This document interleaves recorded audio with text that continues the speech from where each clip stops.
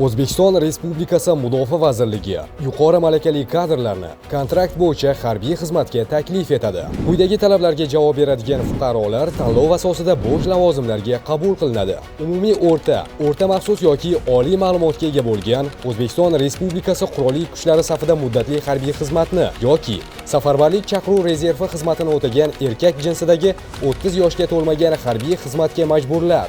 Bo'yining balandligi 165 cm dan yuqori hamda sog'lig'ining holatiga ko'ra harbiy xizmatga yaroqli bo'lganlar. Nomzodlar quyidagi mutaxassisliklar bo'yicha tanlovda ishtirok etishlari mumkin. Oddiy askar va serjantlar tarkibi uchun lavozimlarga umumqo'shin mutaxassisligiga ega fuqarolar.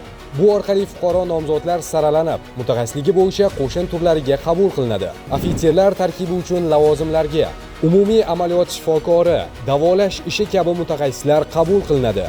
Tanlov ishtirokchilarining arizalari joriy yilning 30-iyun sanasiga qadar Yagona davlat interaktiv xizmatlari portali may.gov.uz orqali qabul qilinadi. Murojaat uchun telefon 71 kodi bilan 269 80 19. Batafsil ma'lumotlarni Telegramdagi Mudofaa vakansiya kanali orqali bilib olishingiz mumkin.